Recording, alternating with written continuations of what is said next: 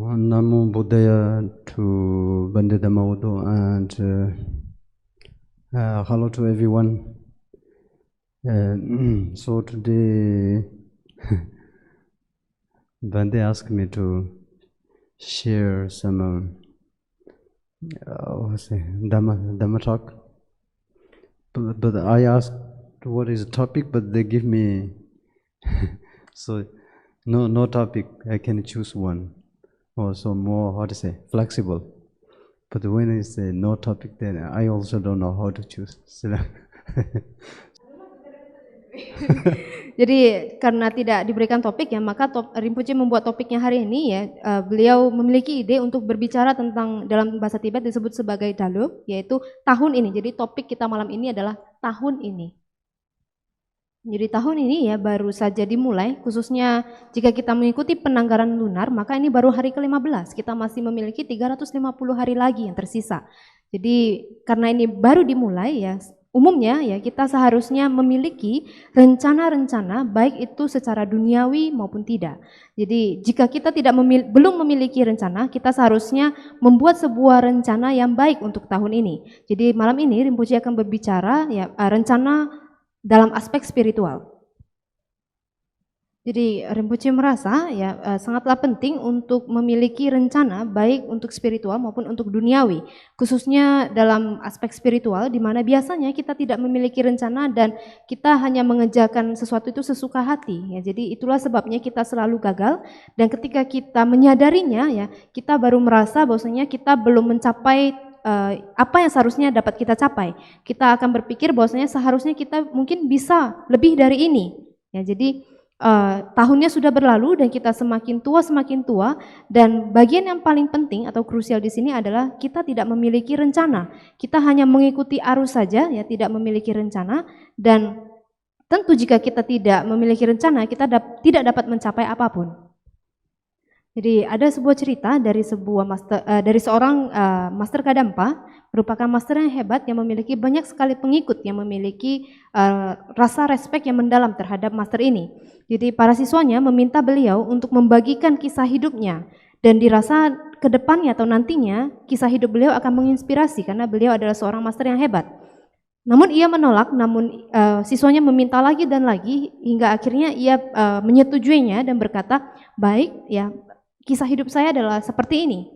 Dari saya lahir hingga 20 tahun pertama, saya tidak banyak mengetahui apapun. Kemudian 20 tahun selanjutnya, saya tertarik. Dan saya berpikir nanti pasti saya akan melakukannya.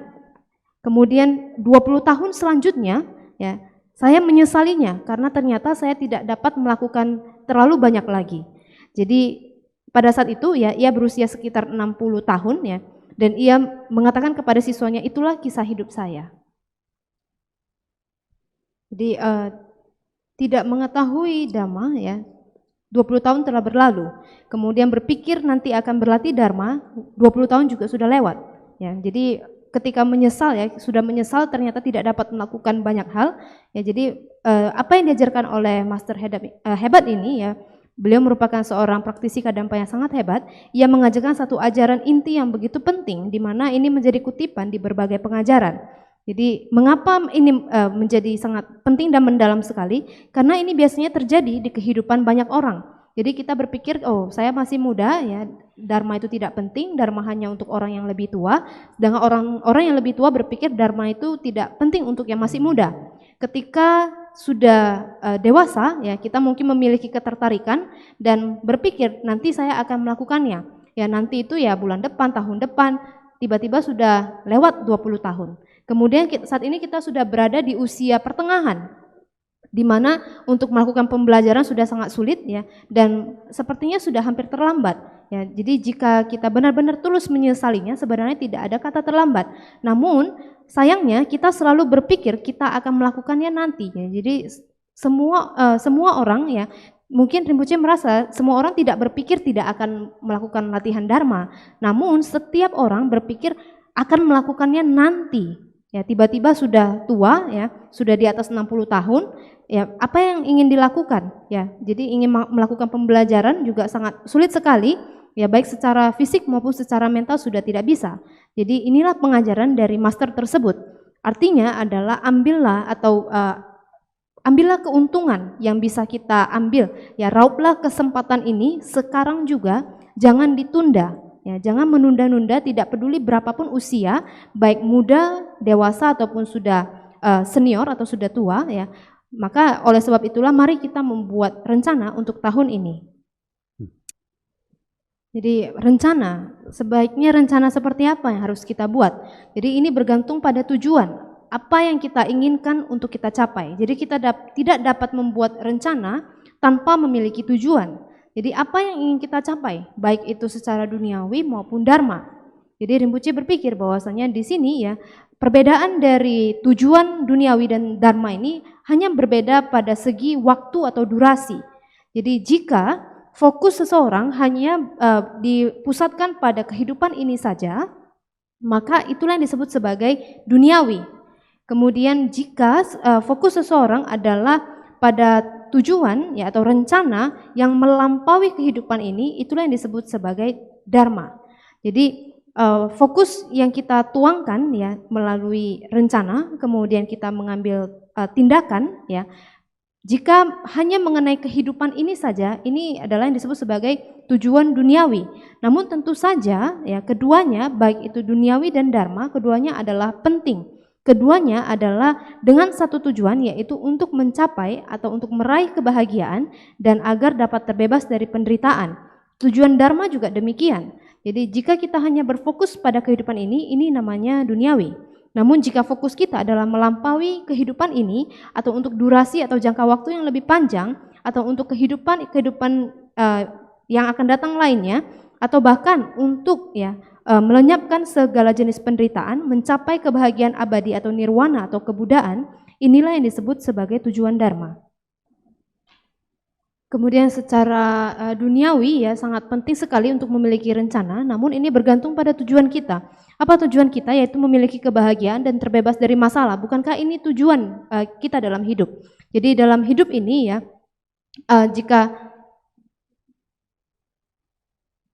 jadi kita hanya membicarakan tentang kehidupan ini ya, kita tidak membicarakan kehidupan yang akan datang atau kehidupan yang lain, karena itu kita masih belum tahu. Ya, jadi tidak ada orang yang bisa menolak bahwasanya kita menginginkan kebahagiaan dan terbebas dari masalah. Kita menginginkan kebahagiaan secara fisik dan mental ya, dan sama kita ingin terbebas dari masalah fisik dan juga mental. Jadi kita seharusnya memiliki rencana tahun ini bagaimana untuk menjaga tubuh agar tetap sehat untuk jangka waktu yang panjang. Bagaimana untuk bisa tetap sehat dan selaras.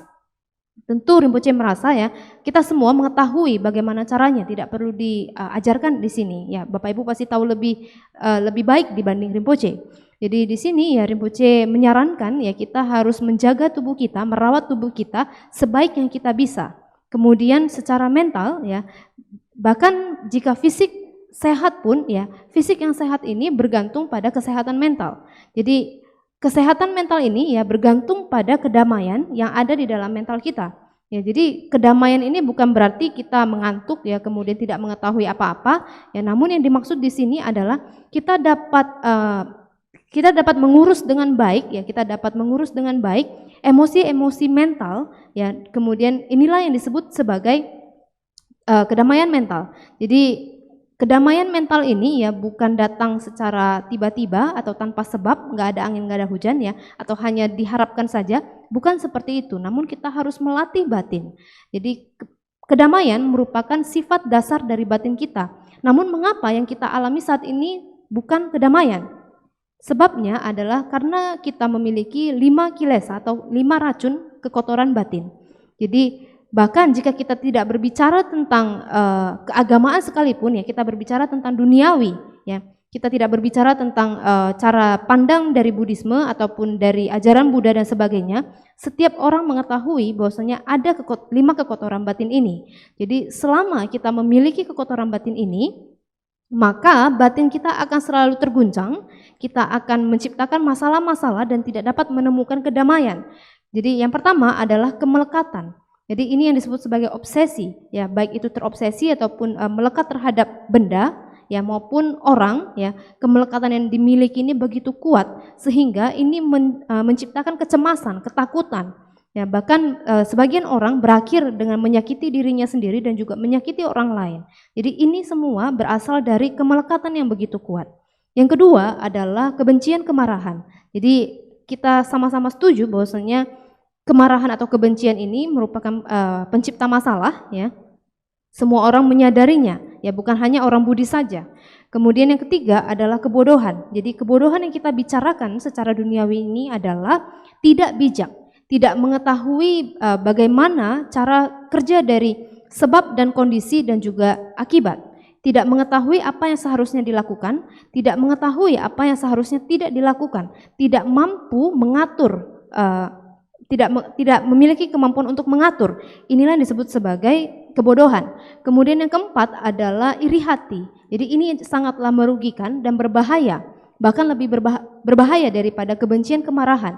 Kebencian kemarahan sangat mudah untuk dikenali dan sangat mudah juga untuk dibiarkan untuk berlalu. Ya, jadi sama seperti api, membakar namun tidak bertahan lama, sebentar saja sudah hilang atau lenyap. Ya, namun rasa iri hati sangat sulit sekali untuk dikenali. Jadi biasanya kemarahan masih memiliki alasan. Namun rasa iri hati ini tidak ada alasan, tidak ada hubungannya dengan kita. Tiba-tiba kita menjadi tidak bahagia dan kita mulai menghancurkan orang lain pada waktu yang sama, juga menghancurkan diri sendiri. Jadi kita mengetahui, ya, ini sifat ini ya, kita dapat mengetahui secara umum, tidak perlu kita belajari dari Dharma ataupun dari Abhidhamma, ya. Kita mengalaminya setiap saat. Kemudian yang kelima, yang terakhir, ya, kekotoran batin terakhir adalah kesombongan. Ini sangat berbahaya dan merugikan bagi diri sendiri, bagi orang lain, bagi keluarga, dan bagi lingkungan sekitar. Jadi dengan keangkuhan atau kesombongan yang kita miliki, ya, segala hal menjadi begitu sensitif. Ya, kemudian selama keangkuhan ini berada di sana, kita tidak akan pernah puas. Ketika kita tidak puas, kita akan stres, kita akan merasa tersakiti, terancam, dan takut. Jadi inilah yang disebut sebagai 5 kilesa atau 5 racun, 5 kekotoran batin.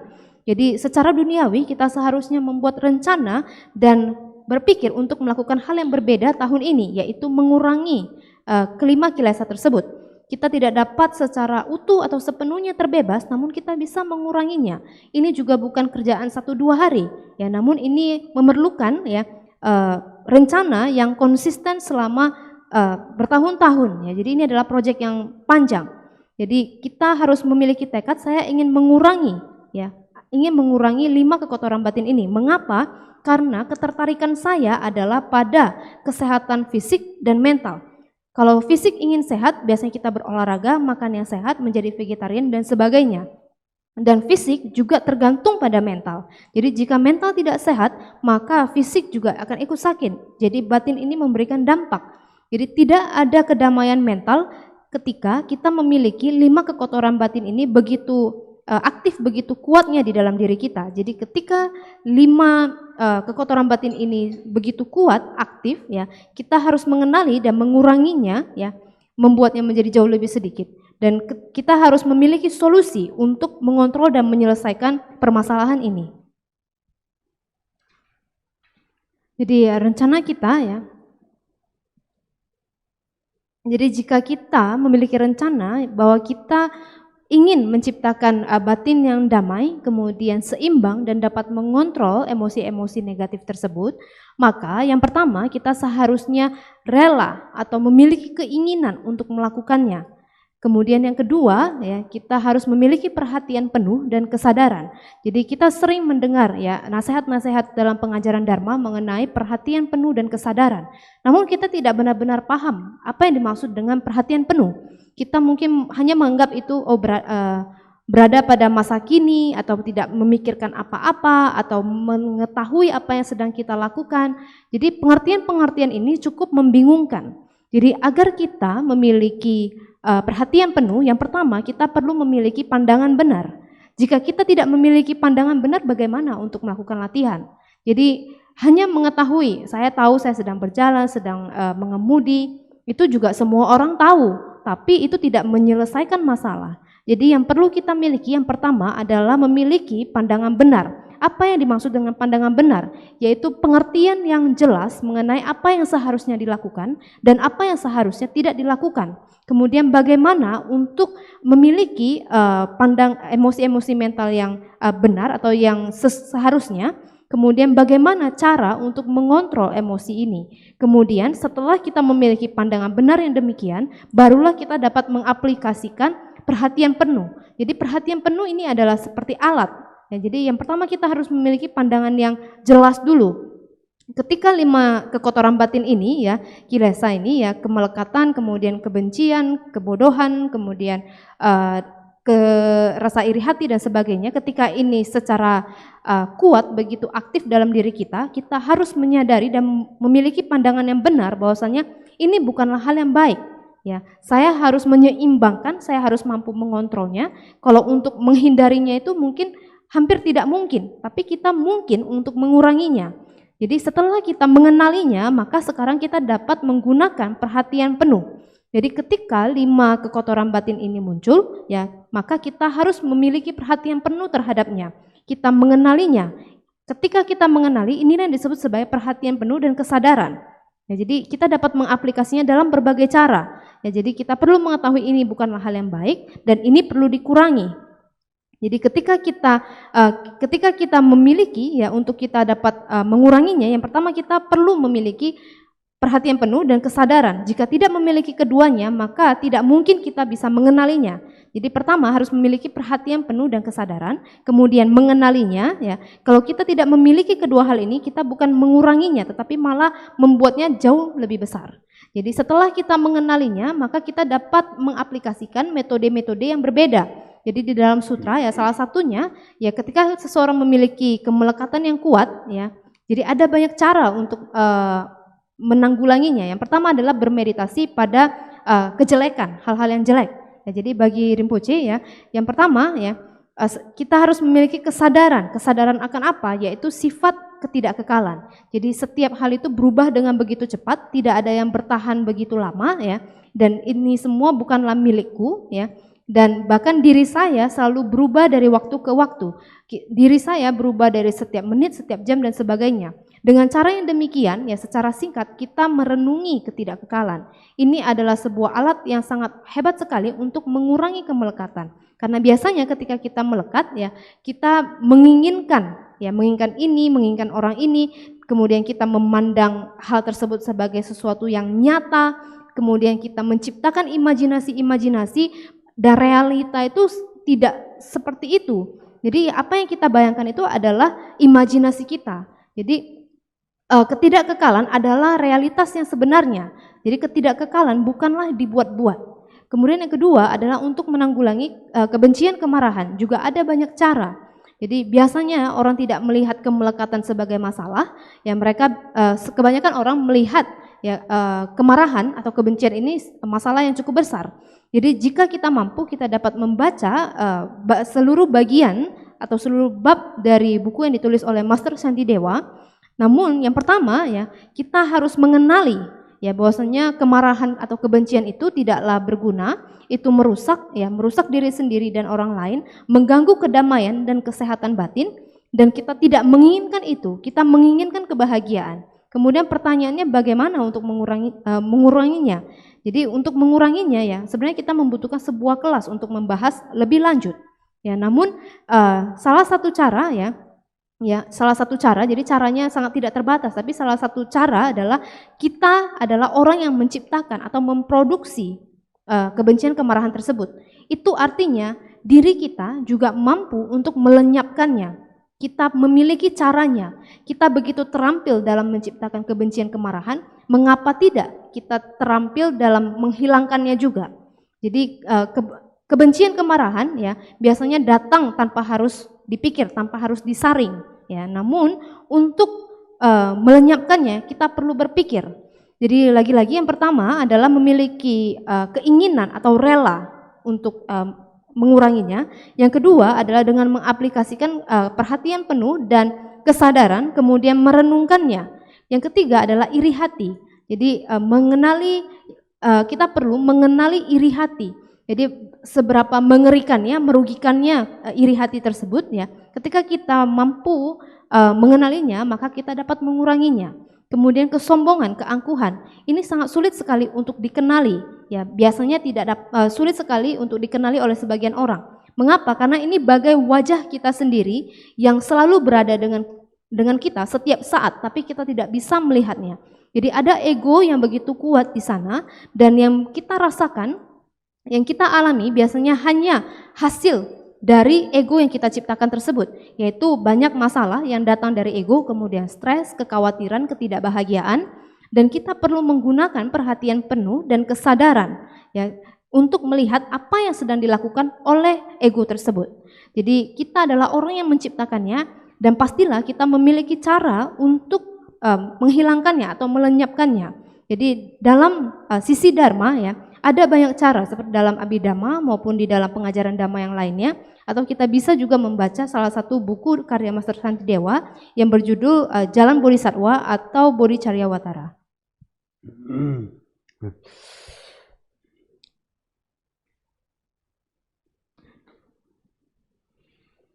Jadi kita tidak dapat membicarakan secara rinci di sini bagaimana untuk menguranginya ya. Namun kita bisa memiliki kelas yang berbeda untuk masing-masing dari hal tersebut. Jadi kita dapat melakukannya, dapat mengurangi kekotoran batin tersebut jika kita ingin atau rela untuk melakukannya. Kemudian kita mengaplikasikan perhatian penuh dan kesadaran, dan itulah sebenarnya apa yang dijabarkan di dalam Dharma. Ya, jadi bagaimana yang bukan dharma? Jadi ini berlaku bagi siapa saja, bukan hanya dharma saja. Mengapa demikian? Mengapa bukan hanya dharma saja? Karena untuk mengetahui hal ini atau untuk mengerti hal ini tidak perlu agama, tidak perlu orang yang sangat religius ya ataupun dalam dharma. Ya, ini semua adalah mengenai kehidupan, kesehatan mental. Bagaimana supaya kita bisa hidup nyaman dan nyaman, harmoni ya dengan keluarga dan kehidupan sosial kita ya. Jadi ini adalah hal yang penting bagi siapa saja. Jadi jika menurut Dharma kira-kira apa rencana untuk tahun ini? Jadi di tahun ini ya secara Dharma, dalam aspek Dharma ya tidak banyak berbeda dengan yang duniawi, hanya berbeda pada fokus durasi atau waktunya ya. Jadi tujuan dalam Dharma juga lah sama ya. Tujuan kita adalah untuk memiliki kebahagiaan dan terbebas dari penderitaan. Namun durasi adalah hal yang berbeda.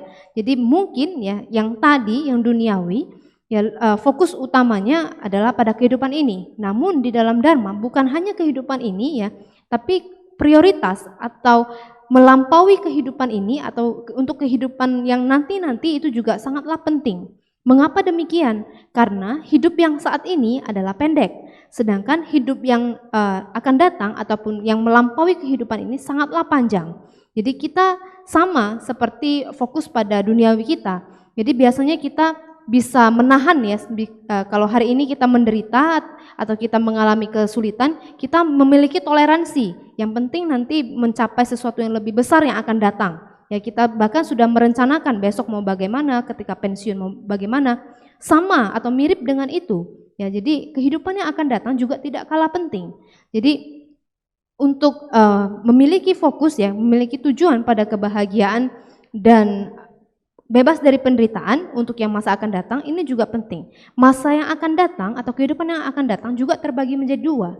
Yang pertama adalah yang akan datang, kebahagiaan yang akan datang di samsara, yaitu mencapai kelahiran yang lebih baik sebagai manusia maupun sebagai dewa.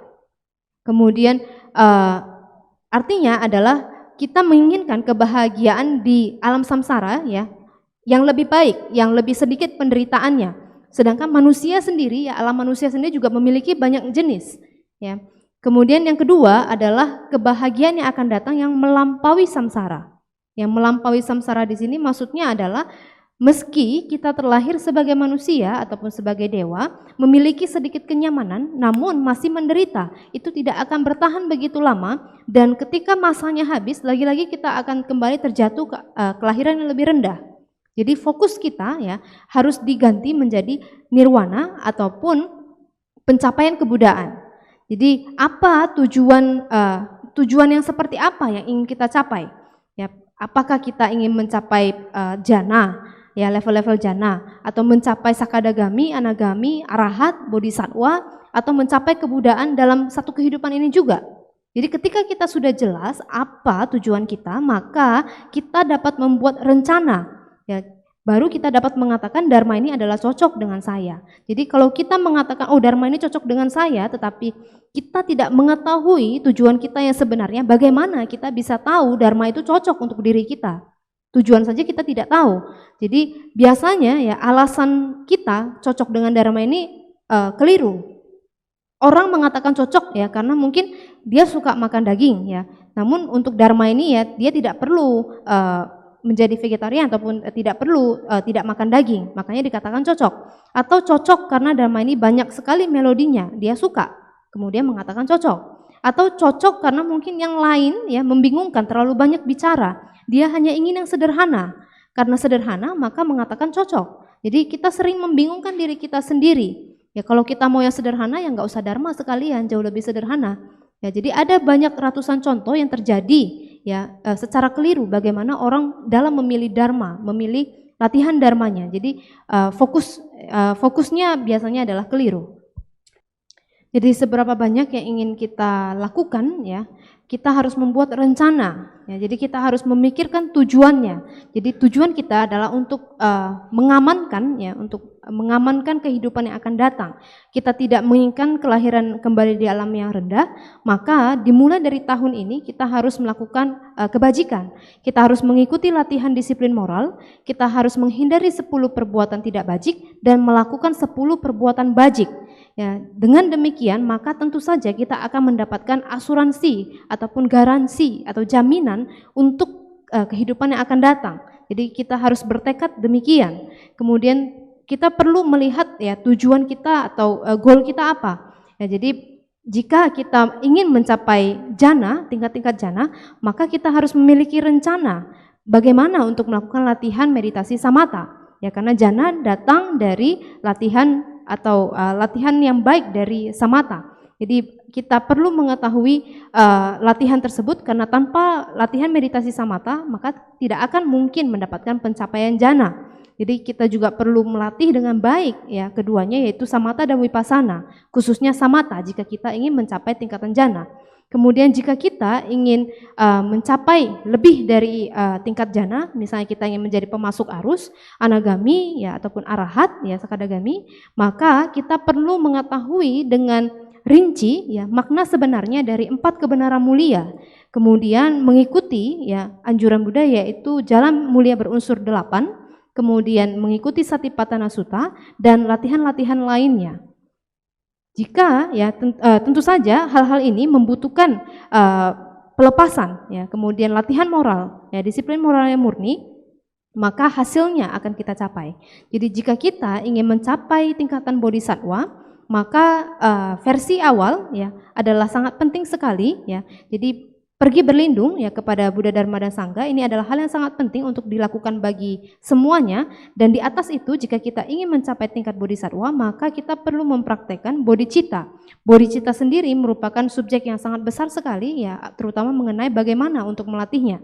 Jadi kita perlu memantapkan tekad ya, saya ingin belajar, ingin fokus dan ingin berlatih dan membuat upaya-upaya. Ya ketika kita melakukan upaya maka hasilnya tidak dapat kita larang atau tidak dapat kita berhentikan ya. Jadi cepat atau lambat ya jika kita melatihnya maka kita akan mencapainya ya, namun ini membutuhkan waktu. Jadi jika kita menginginkan pencapaian kebudaan maka kita harus melatih ya atau merampungkan, menyempurnakan 6 paramita. Ini memakan waktu yang sangat lama sekali ya, khusus mereka orang-orang tertentu yang mungkin rajin, memiliki kemampuan ya, memiliki ketekunan dan kemampuan untuk memahami, maka mereka dapat memiliki tujuan untuk mencapai kebudaan pada satu kehidupan ya. Jadi tidak perlu menunggu hingga berkalpa-kalpa lamanya ya, namun itu membutuhkan usaha, yaitu mereka perlu menjadi seperti Milarepa, melakukan meditasi Mahamudra dan sebagainya. Kemudian mereka perlu mulai untuk melakukan latihan ngondro ataupun latihan pendahuluan jika itu tujuannya mencapai kebudaan dalam satu kehidupan. Jadi kita perlu membuat rencana yang sesuai ya dengan target atau tujuan kita. Jadi jika kita menginginkan target yang paling tinggi tapi kita tidak mampu, maka paling tidak kita mengetahui tujuan kita dan paling tidak kita membuat rencana semampu kita. Kemudian mungkin kita bertanya-tanya bagaimana dengan Rinpoche? Apa beliau sudah mencapai hal-hal yang beliau tadi sampaikan? Ya. Jadi Rinpoche mengatakan beliau belum mencapai apapun, ya. Kalau belum mencapai, kita akan bertanya mungkin, kalau diri sendiri belum mencapai, kenapa ini dibagikan kepada kita?